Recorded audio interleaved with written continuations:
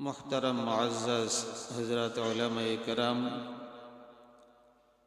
मुरब्बियान इज़ाम, दीनदार मुत्तकी परहेज़गार मुसलमान भाइरा, अल्लाह रब्बुल आलमीन आदम अलैहिस्सलातु वस्सलाम থেকে নিয়ে আমাদের নবী মুহাম্মদ সাল্লাল্লাহু আলাইহি ওয়াসাল্লাম পর্যন্ত ১৬ লক্ষ নবী এবং রসুল পাঠিয়েছেন। এই রসুলদের মধ্য থেকে কিছু রসুলদেরকে আল্লাহ রব্বুল আলামিন বড় মর্যাদা এবং শ্রেষ্ঠত্ব দান করেছেন। তার মধ্যে একজন নবী হলেন হযরতে সুলাইমান আলাইহিসসালাতু ওয়াসসালাম। সুলাইমান আলাইহিসসালাতু ওয়াসসালাম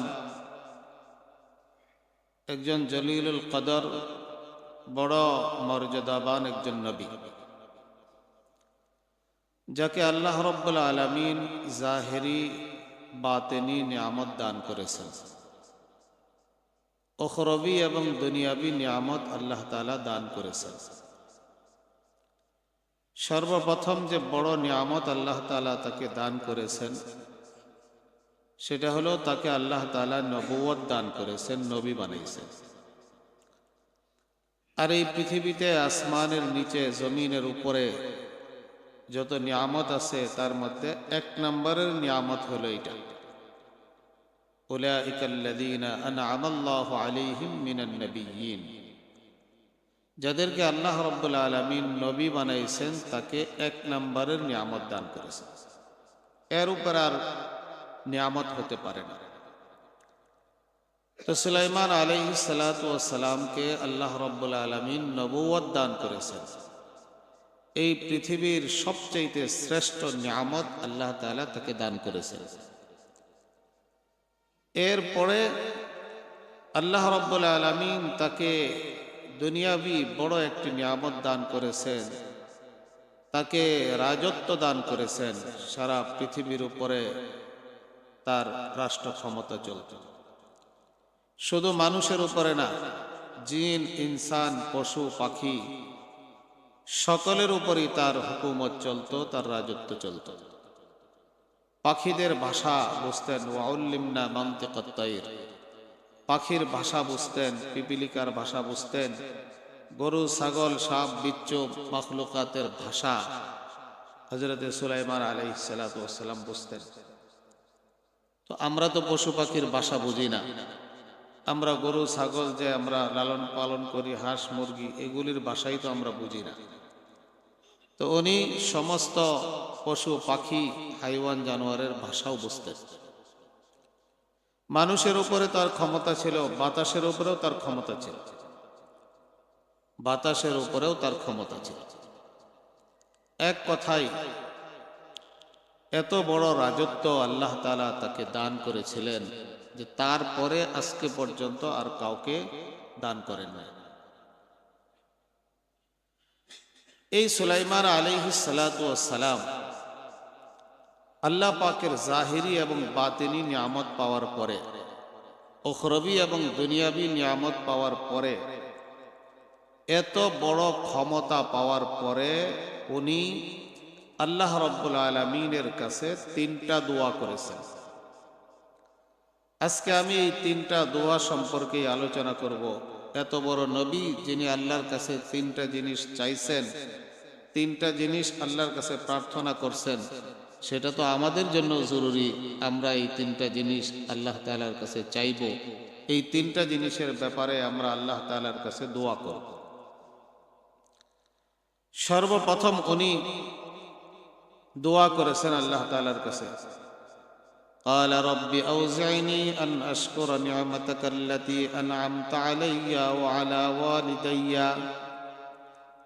হে আল্লাহ, আপনি আমাকে যে নিয়ামত দান করেছেন এবং আমার পিতা মাতাকে যে নিয়ামত দান করেছেন, আপনি আমাকে তৌফিক দেন, সুযোগ দেন, আমি যেন এই নিয়ামতের শুকরিয়া আদায় করতে পারি। আমাকে আপনি নবুয়ত দান করেছেন, রাজত্ব রাষ্ট্র ক্ষমতা দিয়েছেন, বাতাসের উপরে ক্ষমতা, পশু পাখির উপরে ক্ষমতা, এমন ক্ষমতা আপনি আর কাউকে দেন নাই। এবং আমার পিতা মাতাকেও যে আপনি নিয়ামত দান করেছেন, এই সমস্ত নিয়ামতের যেন আমি শুকরিয়া আদায় করতে পারি, আল্লাহ আপনি আমাকে এই তৌফিক দান করেন। এটা হলো সুলাইমান আলাইহিস সালাতু ওয়াস সালামের দোয়া। যিনি নবুয়তের মতো নিয়ামত পেয়েছেন, রাষ্ট্র ক্ষমতার মতো নিয়ামত পেয়েছেন, এই নিয়ামত পাওয়ার পরে উনি অহংকার আর গৌরব করেন নাই। উনি এই নিয়ামত পাওয়ার পরে আল্লাহর কাছে দোয়া করেছেন, আল্লাহ আমাকে আপনি তৌফিক দেন, আমাকে আপনি সুযোগ করে দেন, আমি যেন আপনার এই নিয়ামতের শুকরিয়া আদায় করতে পারি। এবং আমার পিতামাতার উপরেও যে নিয়ামত আপনি দান করেছেন, এই পিতামাতার নিয়ামতেরও যেন শুকরিয়া আমি আদায় করতে পারি। তো এটা হলো প্রথম দোয়া। এই দোয়ার ভিতরে আল্লাহ রাব্বুল আলামিন কোরআনুল কারীমের মধ্যে এই দোয়াকে উল্লেখ করেছেন। সুলাইমান আলাইহিস সালাতু ওয়াস সালাম যে দোয়া করেছেন, এটা কোরআনে উল্লেখ করেছেন। আমাদের এই কোরআনে উল্লেখ করে পৃথিবীর কিয়ামত পর্যন্ত যত মানুষ আসবে, সমস্ত মানুষকে এই পয়গাম, এই বার্তা দিতেছেন যে যখন মানুষকে আল্লাহ পাক নিয়ামত দান করে, তো এই নিয়ামত পাওয়ার পরে মানুষকে আল্লাহ পাকের শুকরিয়া আদায় করতে হয়, অহংকার আর গৌরব করতে হয় না। ধন সম্পদের নিয়ামত, আল্লাহ তাআলা যাকে ধন সম্পদ দান করেছেন, টাকা পয়সা অর্থ করি আল্লাহ তাআলা দান করেছেন, এটা একটা নিয়ামত। এই নিয়ামত পাওয়ার পরে কোনো মানুষ যেন অহংকারী না হয়ে যায়। এই নিয়ামত পাওয়ার পরে কোনো মানুষ যেন এই ধন সম্পদ অন্যায় কাজে, গুনাহের কাজে খরচ না করে। কেন?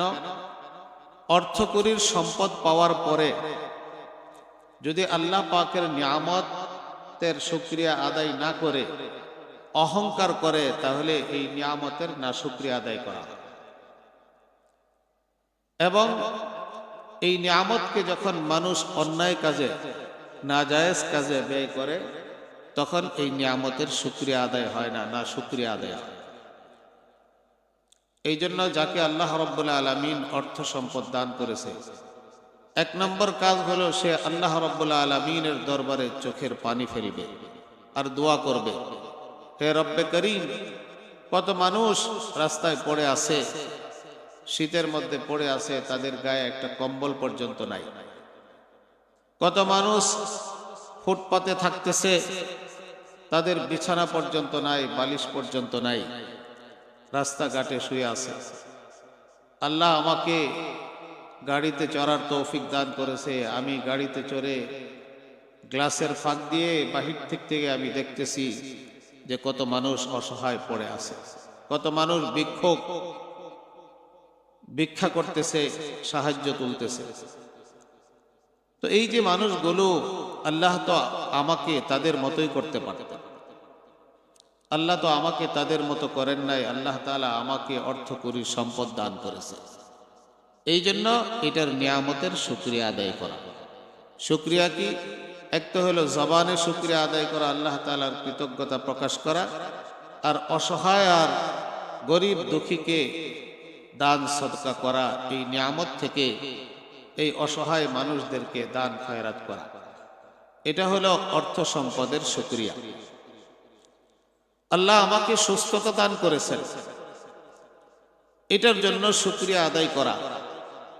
আপনি আজকে হাসপাতালে যান, যায় দেখেন কি অবস্থা, কাহারো নাকের ভিতরে পাইপ লাগানো, কাহারো পেশাবের রাস্তায় পাইপ লাগানো, কেউ মাথা ফাটা, কেউ এখানে ওখানে, কেউ আইসিইউতে পড়ে আছে। হাসপাতালে যাওয়ার পরে দেখবেন যে কি অবস্থা। তো আপনাকে যে আল্লাহ তাআলা সুস্থ রাখছে, ইচ্ছা করলে তো এই হাসপাতালের বেডে আপনাকে পড়ে থাকতে হতো, আপনাকে আল্লাহ রাব্বুল আলামিন সুস্থ রাখছে। এই সুস্থতার একটা নিয়ামত আপনি পেয়েছেন, এই জন্য আল্লাহ রাব্বুল আলামিনের কাছে এই সুস্থতার নিয়ামতের শুকরিয়া আদায় করা। আমরা অনেক মানুষ সুস্থ আছি। আপনি চক্ষু হাসপাতালে যান, হাড়ের হাসপাতালে যান, কিডনি হাসপাতালে যান, যে কোনো হাসপাতালে যান, দেখবেন মনে হয় যেন রোগী আর রোগী, সমস্ত মানুষ মনে হয় অসুস্থ আর অসুস্থ। তো আমাকে যে আল্লাহ রাব্বুল আলামিন সুস্থতা দিয়েছেন, এটা আল্লাহ পাকই আমাকে দিয়েছেন। এই জন্য আমি কয়বার আল্লাহ রাব্বুল আলামিনের শুকরিয়া আদায় করছি, কয়বার আল্লাহ তাআলার কাছে দোয়া করছি, আল্লাহ আপনি আমার চক্ষুটাকে সুস্থ রাখছেন, আল্লাহ আমার কিডনিটাকে আপনি সুস্থ রাখছেন, আমার দেহটাকে সুস্থ রাখছেন, আমার হার্টকে সুস্থ রাখছেন। কয়বার শুকরিয়া আদায় করছি, কয়বার 2 রাকাত নামাজ পড়েছি। এই জন্য সুস্থতার নিয়ামতের শুকরিয়া আদায় করা। আল্লাহ রাব্বুল আলামিন আমাদের অনেককেই ক্ষমতা দান করেছেন, প্রভাব আল্লাহ তাআলা আমাদেরকে দিয়েছেন, সামাজিক ইজ্জত দান করেছেন।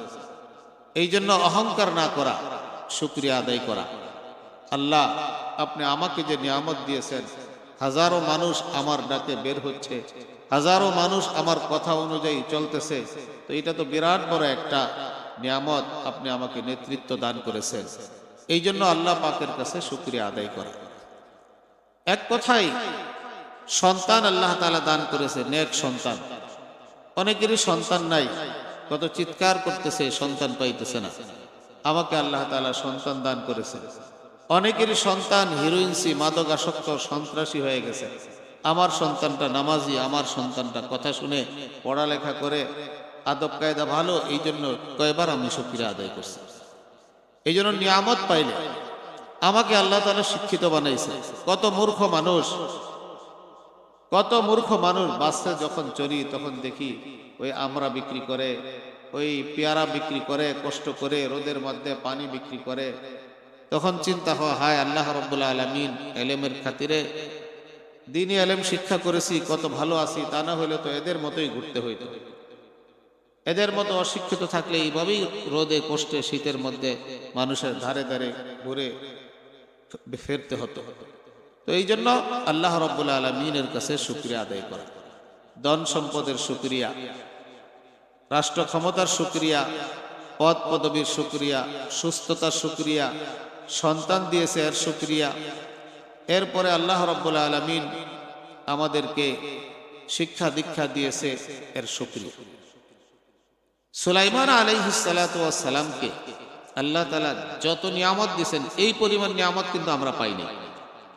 সারা পৃথিবীর ক্ষমতা দান করেছেন, জিনদের উপরে তার ক্ষমতা, পশু পাখির ক্ষমতা, পশু পাখির কথা বুঝতেন, বাতাসের উপরেও তার ক্ষমতা ছিল। এমন ক্ষমতা কি আমাদের আছে? তো এরকম ক্ষমতা পাওয়ার পরেও উনি অহংকার করেন নাই। এই ধরনের ক্ষমতা, সামান্য ক্ষমতা যখন আমাদের আসে, কিছু টাকা পয়সা হয়, তখন আমরা আল্লাহকে ভুলে যাই। তখন মনে করি যে আমাদের এই সম্পদ আর আমাদের পিছনের জনগণ মনে হয় আমাকেই সব কিছু করবে। আল্লাহ কি জিনিস, আল্লাহর উপরে আমাদের কোনো আস্থা থাকে না। কিন্তু সুলাইমান আলাইহিস সালাতু ওয়াস সালাম নবুয়তের নিয়ামত পাওয়ার পরেও, এরকম দুনিয়ার রাষ্ট্র ক্ষমতা পাওয়ার পরেও আল্লাহ পাকের কাছে শুকরিয়া আদায় করছে, আল্লাহ আমাকে আপনি শুকরিয়া আদায় করার তৌফিক দান করেন। আমাকে যে নিয়ামত আপনি দিয়েছেন, আমার পিতামাতার উপরে যে নিয়ামত দান করেছেন, আল্লাহ আমাকে এই নিয়ামতের শুকরিয়া আদায় করার তৌফিক দান করেন। এই জন্য আমার ভাইরা, সৌন্দর্য, আমার সৌন্দর্য কে দিয়েছে? আল্লাহ দিয়েছে। আমার ধন সম্পদ কে দিয়েছে? আল্লাহ দিয়েছে। আমার শিক্ষা দীক্ষা, আমার দেহের ভিতরে যত নিয়ামত সব আল্লাহ দিয়েছে। আমার কিছু না, সব আল্লাহ তাআলা দান করেছেন। এই জন্য নিয়ামত পাওয়ার পরে অহংকারী করতে নাই, বরংস নিয়ামত পাওয়ার পরে আল্লাহ পাকের শুকরিয়া আদায় করতে হয়। এটাই সুলাইমান আলাইহিস সালাতু ওয়াস সালাম করেছেন।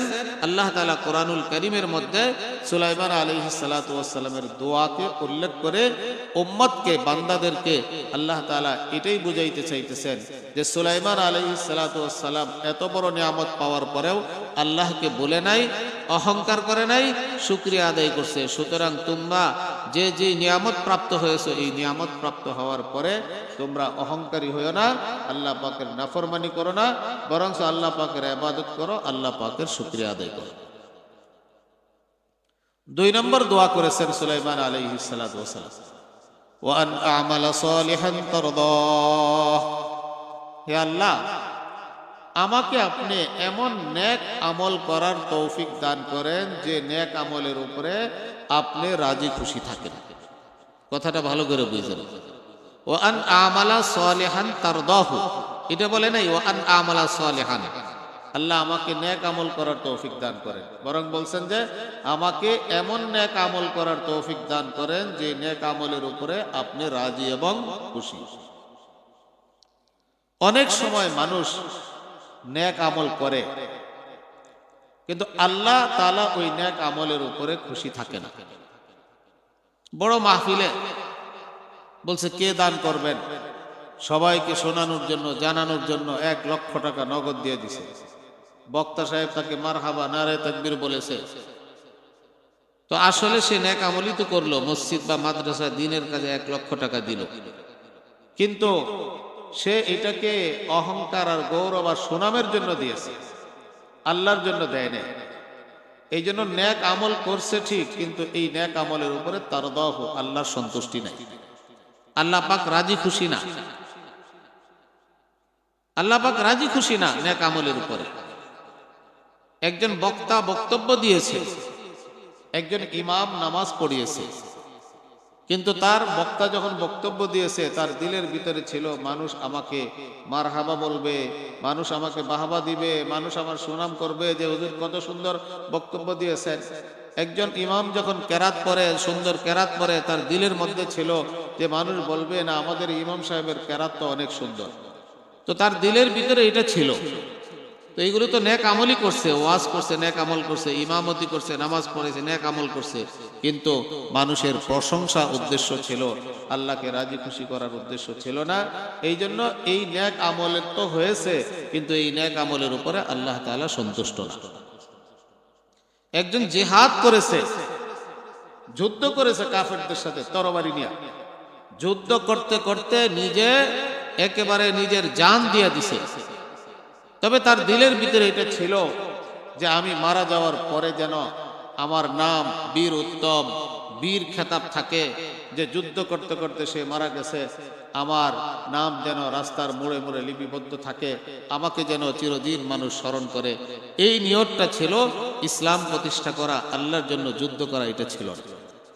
তো বলে যে এত বড় নেক আমল হয়েছে যে আল্লাহর রাস্তায় যুদ্ধ করে জান দিয়ে দিছে, এর পরেও আল্লাহ এর উপরে সন্তুষ্ট না। আর আল্লাহ তাআলা যদি কোনো আমলের উপরে, নেক আমলের উপরে, নেক আমলই করছেন, ভালো আমল করছেন, জেনা চুরি তো করেন নাই, নেক আমলই করছেন, কিন্তু আল্লাহ সন্তুষ্ট না, তাহলে পুরস্কার তো পাবেনই না, আরো শাস্তি দেওয়া হবে। বুখারী শরীফের হাদিসের মধ্যে আসছে আল্লাহ তাআলা 3 শ্রেণীর মানুষকে দিয়ে জাহান্নাম উদ্বোধন করবেন। তার মধ্যে 1 নম্বর হইল বড় দানবীর। তাকে আল্লাহ তাআলা জিজ্ঞাসা করবেন, তোমাকে প্রচুর পরিমাণ ধন সম্পদ দিয়েছিলাম, এমন কোন ধন সম্পদ ছিল না যে তোমাকে দেই নাই, কি করেছো তুমি? সে বলবে যে আল্লাহ যেই পরিমাণ ধন সম্পদ দিয়েছেন এমন কোন রাস্তা বাকি রাখি নাই যেখানে আমি দান করি নাই। মসজিদে দিয়েছি, মাদ্রাসায় দিয়েছি, গরিব দুঃখী রাস্তাঘাট সব জায়গায় আমি খরচ করেছি, যেমন আপনি দিয়েছেন তেমন খরচ করেছি। আল্লাহ বলবে যে কাযাবতা, মিথ্যা কথা, তুমি আমার জন্য দান করো নাই, সুনামের জন্য দান করেছো, মানুষ তোমাকে দানবীর বলবে, দানশীল বলবে, এই জন্য তুমি আমার এখানে দান করেছো। সুতরাং আজকে তুমি কোনো বিনিময় পাবে না, সুনাম তোমার দুনিয়াতে হয়ে গেছে, এরপরে তাকে জাহান্নামে উল্টা করে ফালানো হবে। 3 শ্রেণীর মানুষ দ্বারা জাহান্নাম উদ্বোধন, তার মধ্যে একটা হলো দানবী, যে লক্ষ লক্ষ টাকা মসজিদে দান করেছে, মাদ্রাসায় দান করেছে, কিন্তু আল্লাহর সন্তুষ্টি ছিল না, আল্লাহ তার উপরে রাজি না, আল্লাহ রাজি না থাকার কারণে তার দ্বারা জাহান্নাম উদ্বোধন হচ্ছে। 2 নম্বর হইলো ওই আলেম, ওই ইমাম বলবে যে তোমাকে ইলম দিয়েছিলাম, কোরআনের ইলম দিয়েছিলাম, কি করেছো? তো মানুষদেরকে আমি হেদায়েতের বাণী শোনাইছি, নামাজ পড়াইছি, আল্লাহ বলবেন যে কাযাবতা, মিথ্যা কথা, তুমি মানুষদেরকে যে হেদায়েতের বাণী শোনাইছো এটা সুনামের জন্য, মানুষ বাহবা বলবে, ভালো বলবে, এই জন্য করেছো। ইমামতি করেছো, মানুষ সুন্দর প্রশংসা করবে, এই জন্য করেছো, সেটা তো পেয়ে ফেলেছো, সুতরাং একেও জাহান্নামে নিক্ষেপ করা হবে। আর 3 নম্বর হলো শহীদ। তোমাকে সাহস দিয়েছিলাম, শক্তি দিয়েছিলাম, কি করেছো? সব তোমার রাস্তায় ব্যয় করে দিয়েছি, জানটা পর্যন্ত দিয়ে আসছি কাফেরদের সাথে যুদ্ধ করে। তো কাযাবতা, মিথ্যা কথা, আমার জন্য না, তোমাকে দানবীর, তোমাকে বীর উত্তম বলবে, এরকম ভাবে ভালো সাহসী বলবে, পরবর্তীকালে তোমাকে স্মরণ করবে মানুষ, এই আশা দিলের মধ্যে ছিল। আমাকে রাজি খুশি করার উদ্দেশ্য তোমার ছিল না, যাও তাকেও জাহান্নামে নিক্ষেপ করা হবে। তাইলে দেখেন 3 শ্রেণীর মানুষ এর দ্বারা জাহান্নাম উদ্বোধন করতেছে। জাহান্নামে তো যাওয়ার কথা ডাকাত, জাহান্নামে যাওয়ার কথা চোর, জাহান্নামে যাওয়ার কথা জেনাকার, শরাবী, খুনি, বড় বড় পাপীরা জাহান্নামে যাওয়া দরকার। অথচ জাহান্নাম উদ্বোধন করা হলো একেবারে 3 শ্রেণীর নেককার মানুষ দ্বারা। তারা দুনিয়াতে প্রচুর পরিমাণ নেক কাজ করছে, কিন্তু এই নেক কাজের দ্বারা আল্লাহর সন্তুষ্টি উদ্দেশ্য ছিল না, নেক কাজের দ্বারা দুনিয়ার প্রশংসা উদ্দেশ্য ছিল। এই জন্য আল্লাহ যদি কোনো নেক কাজের উপরে সন্তুষ্ট না হয়, পুরস্কার তো পাবেই না, এর বিনিময়ে কোথায় যেতে হবে? জাহান্নামে। এই যে আমরা নামাজ পড়তেছি, যদি এই নামাজের উপরে আল্লাহ পাক সন্তুষ্ট না থাকে, আমরা দান খয়রাত করতেছি, আল্লাহ যদি সন্তুষ্ট না থাকে, আমরা রোজা বা হজ করতেছি, যদি আল্লাহ সন্তুষ্ট না থাকে, তাহলে পুরস্কার তো পাবই না, উল্টা জাহান্নামে যেতে হবে। এই জন্য সুলাইমান আলাইহিস সালাতু ওয়াস সালাম আল্লাহর কাছে, দেখেন একজন নবী, নিষ্পাপ, একেবারে জন্মের পর থেকে যার কোনো গুনাহ নাই, সগীরা গুনাহ নাই, কবিরা গুনাহ নাই, এমন একজন নবী দোয়া করতেছে, হে আল্লাহ, আমাকে আপনি কি করেন, তৌফিক দান করেন, আমি যেন নিয়ামতের শুকরিয়া আদায় করতে পারি, আমার উপরে যে নিয়ামত দান করেছেন এবং আমার পিতামাতার উপরে যে নিয়ামত দান করেছেন, আর কি, ওয়ান আমালা সালিহান তারদা, আর আমি যেন এমন নেক আমল করতে পারি যেই নেক আমলের উপরে আপনি সন্তুষ্ট। এই জন্য আজকে আমাদেরকেও কি করতে হবে? নেক আমল যাই আমরা করতেছি, কম বেশি যে যে পরিমাণ করতেছি, আল্লাহর কাছে দোয়া করতে হবে, আল্লাহ আমাকে এমন নেক আমল করার তৌফিক দান করেন যেই নেক আমলের উপরে আপনি খুশি, আপনি রাজি।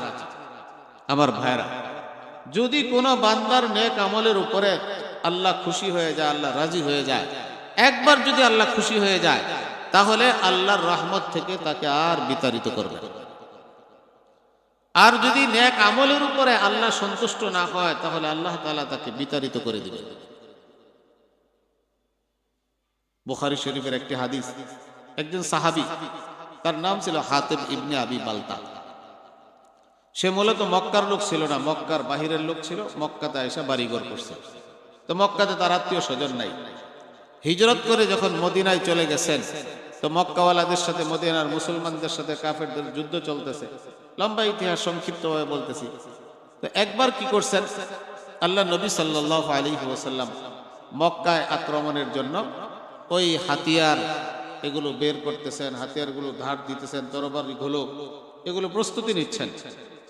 তো এই হাতিব ইবনে আবি বালতা একটা চিঠি লিখছে কাফেরদের নেতাদের কাছে মক্কা, যে নবী সাল্লাল্লাহু আলাইহি ওয়াসাল্লাম যুদ্ধের প্রস্তুতি নিতেছে, মনে হয় তোমাদের মক্কায় আক্রমণ করবে। এই সংবাদটা পাঠাইছে। কার মাধ্যমে পাঠাইছে? মক্কা থেকে একজন মহিলা আসছিল ভিক্ষুক মদিনাতে, ওই মহিলার কাছে পাঠাইছে। ওই মহিলা চুলের বেনির মধ্যে, ওই কাপড়ের চিঠি ছিল তো, কাপড়ের মধ্যে লেখা ছিল, ওই ফিতা দিয়ে বেনি করে যেরকম, চুলের ভিতরে বেনি করে এটা নিয়ে যাইতেছে। সাথে সাথে আল্লাহ রাব্বুল আলামিন ওহীর মাধ্যমে জানায় দিয়েছেন, এই হাতিব ইবনে আবি বালতা কাফেরদের নেতাদের কাছে চিঠি পাঠাইছে এক মহিলার মাধ্যমে। এই মহিলাটা রওজায়ে খাক, খাক নামী খেজুরের বাগানে আছে, তুমি লোক পাঠায় দাও। হযরতে রাসূল পাক সাল্লাল্লাহু আলাইহি ওয়াসাল্লাম 3 জন সাহাবীকে পাঠিয়ে দিয়েছেন, হযরত আলী, মিকদাদ ইবনুল আসওয়াদ আর হযরত জুবাইর। এই তিনজনকে পাঠিয়ে দিয়েছেন, যা বলছেন যে যাও অমুক বাগানে গিয়ে দেখবা এক মহিলা আছে, উটের উপর আরোহণ করে যাইতেছে, তার কাছে একটা চিঠি আছে, এটা নিয়ে আসবা। এরা তিনজন দ্রুত ঘোড়া চালাইতে পারত, এই জন্য তিনজনকে পাঠাইছে। এরা তিনজন যায়, মহিলাকে বলছে যে থামো, তাকে উটের থেকে নামাইছে, তাকে চেক করছে, তার যত পোটলা ছিল, ব্যাগ ট্যাগ ছিল, সামানপত্র ছিল, পুরা চেক করছে, কোথাও চিঠি নেই। চিঠি পাবে কোথায়? তো চুলের বেনি বাঁধছে ওই চিঠি দিয়া। তো সব কিছু খোঁজা শেষ, কোথাও চিঠি নাই।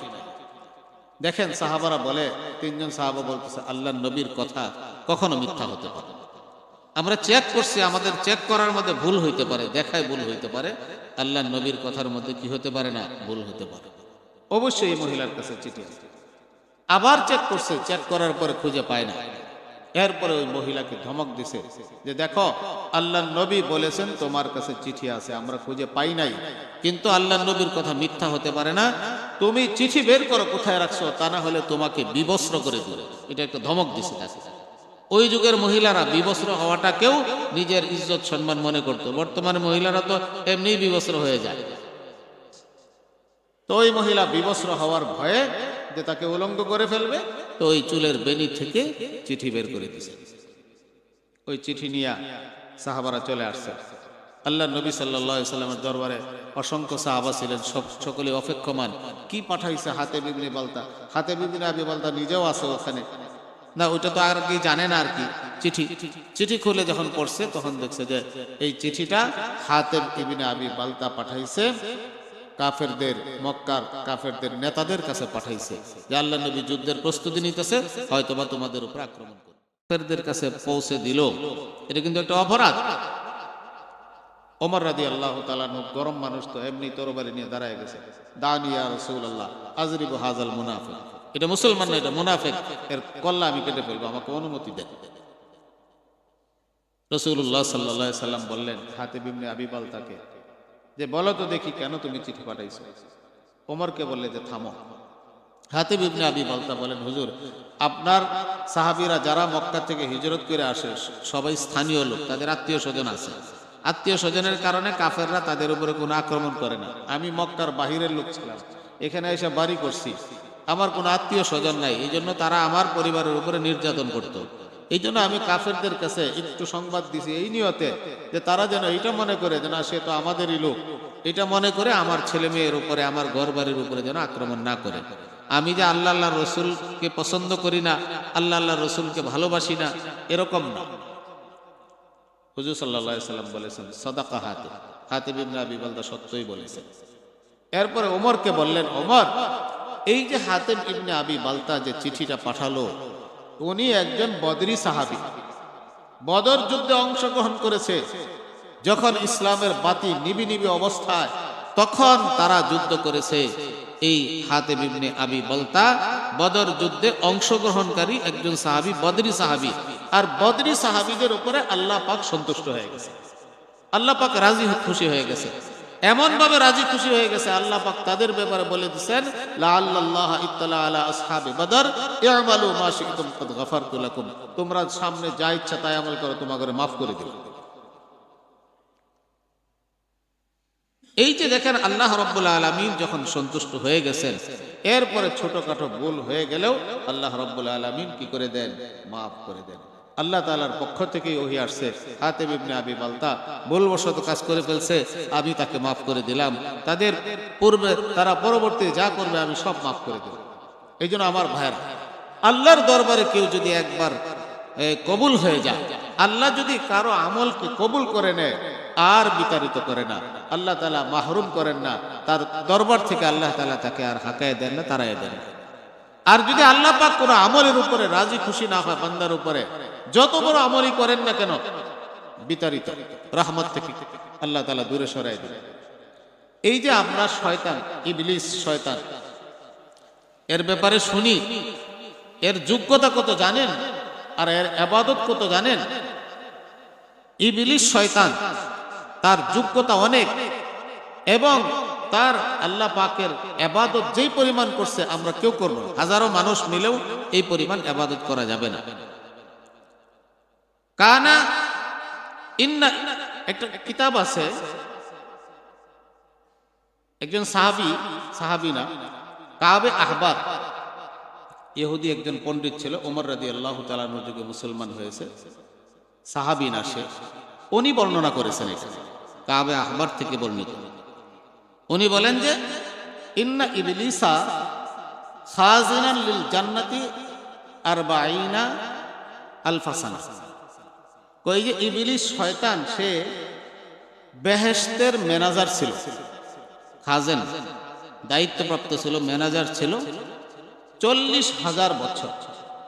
পুরা বেহেশতের ভিতরে যা কিছু চলতো তার তত্ত্বাবধানে চলত। আল্লাহ পাক তাকে এত যোগ্যতা দিয়েছেন যে বেহেশতের ম্যানেজার ছিল সে। আর ওমাল মালাইকাতি সামানিনা আলফা সানা, আর আল্লাহ পাকের নেককারদের ফেরেশতাদের সাথে সে 80,000 বছর ছিল। ফেরেশতাদের গুনাহ নাই, নেকি আর নেকি, এমন নেককার ফেরেশতাদের সাথে তার বসবাস ছিল কত? 80,000 বছর। আর কি সাইয়্যিদুল কাররাবিয়িনা 30 আলফা সানা। বিশেষ কিছু ফেরেশতা আছে আল্লাহর নৈকট্যতা লাভকারী কিছু ফেরেশতা, আল্লাহর কাছাকাছি, এরকম ফেরেশতাদের নেতা ছিল 30,000 বছর। ওই ফেরেশতা দলের নেতা ছিল 30,000 বছর। এবং ওয়াজাল মালাইকাতা 20 আলফা সানা, ফেরেশতাদেরকে নিয়ে ওয়াজ নসিহত করছেন, ফেরেশতাদেরকে দিক নির্দেশনা দিয়েছেন 20,000 বছর। 20 বছর না, 20,000 বছর ফেরেশতাদেরকে এইভাবে মিম্বরে বসে ওয়াজ করছেন। আর কি সাইয়্যিদুর রূহানিয়িন আলফা সানা, আরেকটা বিশেষ একটা ফেরেশতার দল ছিল, এদের নেতা ছিল, দায়িত্ব প্রাপ্ত ছিল সে 1000 বছর। এমনকি ওয়াতাফা হাওলাল আরশি 14 আলফা সানা, আরশের চতুর্দিকে 14,000 বছর সে তওয়াফ করছে। আল্লাহ পাকের আরশের চতুর্দিকে কত হাজার বছর? 14,000। আরে 1400 বছর না, 1400 বছর তো অনেক, 14,000 বছর, 14,000 বছর সে আরশের চতুর্দিকে সে কি করছে? তওয়াফ করছে। এই পরিমাণে ইবাদত কি আমাদের আছে? নাই। এবং ওয়াকানা ইসমুহু ফিস সামাঈদ দুনিয়া আল আবিদ, এই দুনিয়ার প্রথম আসমানে তার নাম লেখা আছে, ইবলিসের নাম লেখা আছে আল আবেদ, বড় অক্ষরে লেখা আবেদ। কত বড় সম্মান যে প্রথম আসমানের ভিতরে তার নাম লেখা আছে আল আবেদ। ওয়াফিস সানিয়াতি আজ জাহিদ, আর দ্বিতীয় আসমানে বড় অক্ষরে তার নাম লেখা আছে সে জাহিদ, দুনিয়া ত্যাগী, দুনিয়া বিমুখতা, দুনিয়ার লোভ লালসা তার ভিতরে নাই। বিরাট বড় গুণ, কিন্তু আমরা কয়জন আছি যে দুনিয়ার লোভ আমাদের মধ্যে নাই, দুনিয়ার চাহিদা নাই? সবার মধ্যে আছে। দুনিয়া ত্যাগী, দুনিয়া চাই না, দুনিয়ার প্রয়োজন নাই, দুনিয়ার মহাব্বত নাই, এমন মানুষ লাখেও খুঁজে পাওয়া যাবে না। কিন্তু সে ছিল জাহিদ, দুনিয়া ত্যাগী ছিল। অফিস সালিসাতি আল আরিফ, তৃতীয় আসমানে তার নাম লেখা ছিল আরিফ। আরিফ মানে যে আল্লাহর পরিচয় লাভকারী, আল্লাহর মারেফাত, আল্লাহর পরিচয় যে পেয়েছে তাকে আরিফ বলা হয়। অফির রাবিআতি আত তাকিয়্যু, চতুর্থ আসমানে এই ইবলিসের উপাধি লেখা ছিল মুত্তাকি, পরহেজগার, খোদাভীরু। অল ফিল খামিসাতি, পঞ্চম আসমানে লেখা ছিল আল খাজিন, সে ম্যানেজার, দায়িত্বপ্রাপ্ত, হিসাব রক্ষক। অফিস সাদিসা, আর ষষ্ঠ আসমানে লেখা ছিল আজাজিল, সে কি? আজাজিল, আজাজিল আল্লাহর বান্দা। এত উপাধি তার ছিল, কিন্তু সে এই যে ইবাদত বন্দেগী করেছে, এত উপাধি লাভ করেছে, আল্লাহ পাক তার উপরে সন্তুষ্ট ছিল না। সেই ইবাদতই করে গেছে, কিন্তু আল্লাহ পাকের সন্তুষ্টি তার অর্জন হয় নাই, আল্লাহ পাক তার উপর রাজি ছিল না। আল্লাহ পাক একবার ঊর্ধ্ব জগতে ঘোষণা দিয়েছেন ফেরেশতাদের, লক্ষ লক্ষ ফেরেশতাদের মাঝে, ইবলিসও ছিল সেখানে, যে তোমাদের মধ্যে একজন বিতাড়িত হবে, একজন আমার রহমত থেকে বঞ্চিত হবে, বিতাড়িত হয়ে যাবে। ফেরেশতাদের মধ্যে কাঁপুনি শুরু হয়ে গেছে। কাকে আল্লাহ তাআলা রহমত থেকে বঞ্চিত করবে? তার জন্য তো বিরাট বড় হালাকত, ধ্বংস। এখন এই ফেরেশতারা আয়েশা ইবলিসের কাছে দোয়া চাইতো যে আমার জন্য দোয়া করেন, আমি যেন এরকম মাহরুম না হয়ে যাই, আমি যেন বিতাড়িত না হই। এই ইবলিসের কাছ থেকে ফেরেশতারা দোয়া চাইতো, ইবলিস তাদের জন্য দোয়া করত। কিন্তু ইবলিস নির্ভীক ছিল, নির্ভয় ছিল। সে, তার অন্তরে ভয় ছিল না, আমি তো আসি, আমি তো ইবাদত বন্দেগী করতেছি। সে, তার কোনো ভয় ছিল না।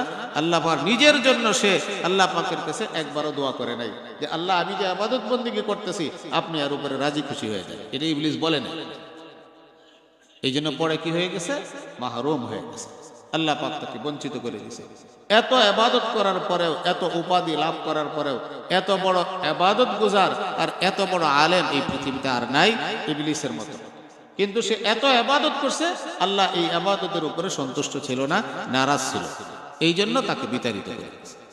এই জন্য সুলাইমান আলাইহিস সালাতু ওয়াস সালাম আল্লাহর কাছে দোয়া করতেছেন, আল্লাহ আমি যেন নেক আমল করতে পারি। কোন নেক আমল? যেই নেক আমলের উপরে আপনি রাজি খুশি থাকেন।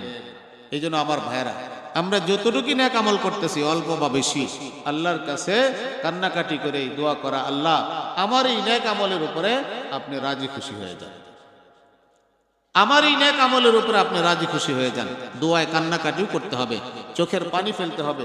এত বড় নবী, নবুয়ত পাওয়ার পরেও সে আল্লাহর কাছে কাঁদতেছে আর বলতেছে যে হে আল্লাহ, আমাকে আপনি এমন নেক আমল করার তৌফিক দান করেন যে নেক আমলের উপরে আপনি সন্তুষ্ট থাকেন। আল্লাহ সন্তুষ্ট না থাকলে জাহান্নামে যেতে হবে, রহমত থেকে বিতাড়িত হয়ে যাবে। আর আল্লাহ যদি সন্তুষ্ট থাকে তাহলে নেক আমল অল্প হোক বেশি হোক, টোটা ফাটা যাই হোক, আল্লাহ যদি সন্তুষ্ট হয়ে যায় তাহলে আমার আলহামদুলিল্লাহ দুনিয়া আখিরাতে আমি সফল কাম। এই জন্য নেক আমলের পরে ইস্তেগফার রাখছেন। নামাজের পরে দোয়া মাসুরা পড়ি না, এখানে কি আছে? ইস্তেগফার আছে।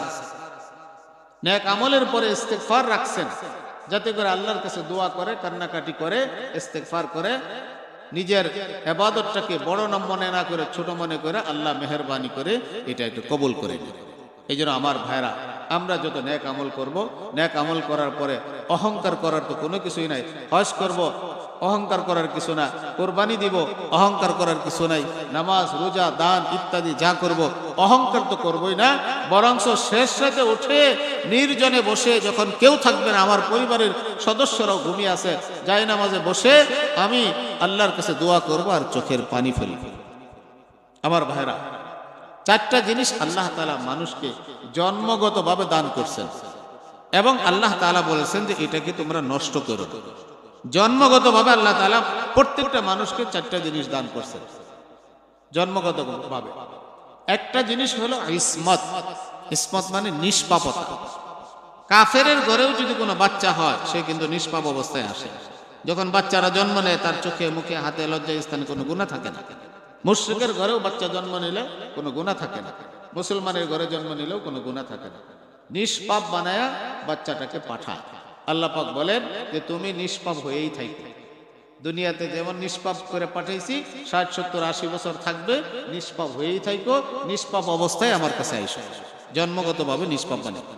যখন কোনো মানুষ গুনাহ করে, তো আর এই নিষ্পাপতা থাকে, নষ্ট হয়ে যায়। গুনাহের দ্বারা, মিথ্যা বলার দ্বারা, গীবত করার দ্বারা, অন্য অন্য ছোট বড় গুনাহ করার দ্বারা এই নিষ্পাপতা নষ্ট হয়ে যায়। আর 2 নম্বর হলো আল্লাহ রাব্বুল আলামিন একজন মানুষকে হক কবুল করার যোগ্যতা, ইস্তেদাদে কবুলে হক। কুল্লু মাউলুদিন ইউলাদু আলাল ফিতরা, ফিতরাতের ব্যাখ্যা হলো ইস্তেদাদে কবুলে হক। সত্য জিনিসটাকে, হক জিনিসটাকে গ্রহণ করার যোগ্যতা দিয়ে বানাইছে মানুষের ভিতরে। আল্লাহ তাআলা সত্যকে গ্রহণ করার যোগ্যতা আল্লাহ তাআলা দিয়ে দিয়েছেন।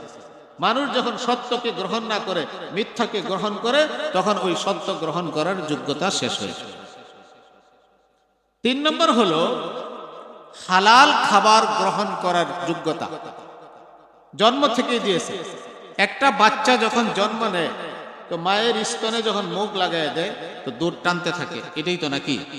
তারে কি শিখাই দিছে কেউ? জন্মগতভাবে মায়ের স্তনের দুধ এই বাচ্চার জন্য শতভাগ হালাল। বাচ্চার পেটে যখন ক্ষুধা লাগে, আল্লাহ তাআলা কুদরতি ভাবে মায়ের স্তনের রগের মধ্যে যে রক্ত আছে, এই রক্তকে আল্লাহ তাআলা দুধে পরিণত করে। এটা কোনো হারাম খাবার না, হালাল খাবার। এই হালাল খাবার গ্রহণ করার যোগ্যতা বাচ্চাকে জন্মগতভাবে দিয়ে দিছে। মায়ের স্তনে মুখ লাগিয়ে দেন, সে টানতেছে। এই শিক্ষা কে দিয়েছে?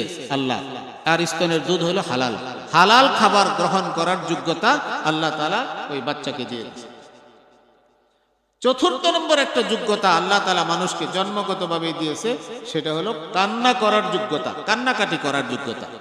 বাচ্চার যখন ক্ষুধা লাগে, কথা বলতে পারে না, সে কি করে? কান্না করে। মা বুঝে ফেলে বাচ্চা ক্ষুধা লাগছে। বাচ্চা যখন পেশাব করে দেয়, নাপাক জায়গায় পড়ে আছে, শীতের মধ্যে কষ্ট হইতেছে, কান্না করে, মা বুঝতে পারে যে তোর শীত লাগছে। বাচ্চার যখন পেটে ব্যথা করে, তো কান্না করলে বুঝতে পারে পেটে হয়তো ব্যথা, ক্ষুধা লাগছে বুঝতে পারে, ব্যথা লাগছে বুঝতে পারে, হয়তো পেশাব করে দিছে, পায়খানা করে দিছে, মা বুঝতে পারে।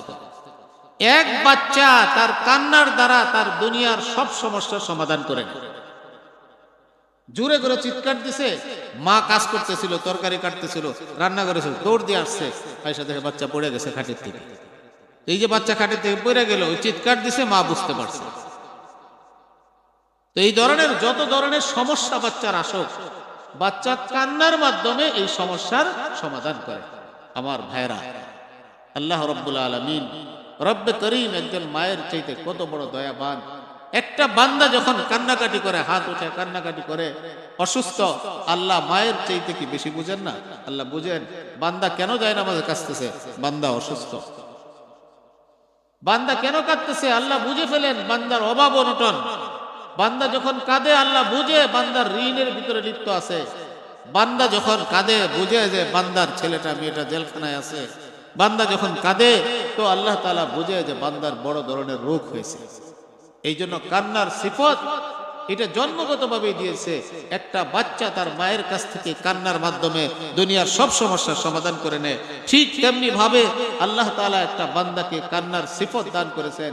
এই কান্নাকাটির দ্বারা, চোখের পানির দ্বারা রব্বে কারিমের খাজানা থেকে, রব্বুল আলামিনের খাজানা থেকে বান্দা সবকিছু ব্যবস্থা করে নেবে।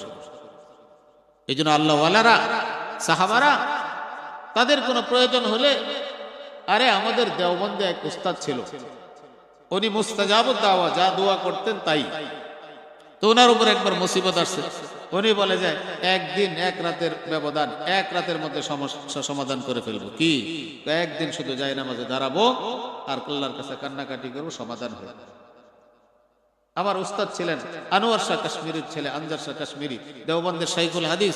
বৃষ্টি হয় না, ক্লাস করাইতে আসছে, বুখারী শরীফ পড়াইতেছে, আর ছাত্রদেরকে বলতেছে, আজ মুঝে আল্লাহ মিয়া সে ঝগড়না হ্যায়, ও বারানে রহমত কিউ नहीं বরসতে। আজকে আমি আল্লাহর সাথে ঝগড়া করব, রহমতের বৃষ্টি কেন দেয় না। ক্লাস শেষে এমন ভাবে দোয়া করছে, কান্নাকাটি কইরা বিনয়ের সাথে, আল্লাহ আপনার বান্দাদেরকে রহমতের বৃষ্টি দেন। কি কি ভাষা যে বলছে বিনয়ের সাথে, বাস মোনাজাত শেষ, ক্লাস থেকে বের হওয়ার আগেই বৃষ্টি শুরু হয়। এই পৃথিবীতে বহু মানুষ আগেও ছিল, এখনো আছে, তাদের কঠিন থেকে কঠিন সমস্যা জায়নামাজে বসে 2 ফোঁটা চোখের পানির দ্বারা সমাধান করে।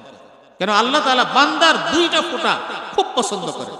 একটা হলো দ্বীনের রাস্তায় জান দিয়ে দেওয়া শহীদের রক্তের ফোঁটা, আরেকটা হলো আল্লাহর কাছে যখন বান্দা মোনাজাত করে, আল্লাহর ভয়ে যখন কাঁদে, এই চোখের ফোঁটাটা আল্লাহর কাছে বড় প্রিয়।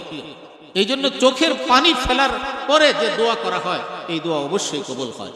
আপনার চোখের থেকে গাল পর্যন্ত পানি আসবে না, এর আগে আরশে মুআল্লার ভিতরে আপনার দোয়া কবুল হয়ে যাবে। এই জন্য আমার ভাইয়েরা, কান্নার অভ্যাস করে, কিছু কান্নাকাটির অভ্যাস করে আল্লাহ রাব্বুল আলামিন আমাদেরকে। ও আরেকটা সুলাইমান আলাইহিস সালাতু ওয়াস সালামের আরেকটা দোয়া রয়ে গেছে, ও আদখিলনি, আল্লাহ আমাকে আপনি নেককারদের দলভুক্ত করে দেন। আপনার রহমতে দয়া নেককারদের দলভুক্ত করে দেন। নবী হওয়ার পরেও সে নেককারদের দলভুক্ত হওয়ার চাইতেছে। তাহলে বুঝেন যে নেককারদের কাছে থাকা, নেককারদের সাথে থাকা, নেককারদের দলভুক্ত হওয়া, এটা কত বড় নিয়ামত একটা। এই জন্য নবী আশা করতেছে। তাহলে সুলাইমান আলাইহিস সালাতু ওয়াস সালাম 3টা দোয়া করছে, আল্লাহ আমার উপরে যে নিয়ামত দিয়েছেন, আমার পিতামাতার উপরে যে নিয়ামত দিয়েছেন, এই নিয়ামতের শুকরিয়া আদায় করার তৌফিক দান করেন, আর আমাকে এমন নেক আমল করার তৌফিক দান করেন যে নেক আমলের উপরে আপনি সন্তুষ্ট থাকেন, এবং আমাকে নেককারদের দলভুক্ত করে দেন, আমি যেন নেককারদের অন্তর্ভুক্ত হয়ে যাই। আমরা কি এই দোয়া করতে পারবো না ইনশাআল্লাহ? আল্লাহ রাব্বুল আলামিন আমাদেরকে এই সমস্ত দোয়াগুলি করে আল্লাহর প্রিয় বান্দা হওয়ার তৌফিক দান করুন। ওয়া আখিরু দাওয়ানা আনিল হামদুলিল্লাহি রাব্বিল আলামিন।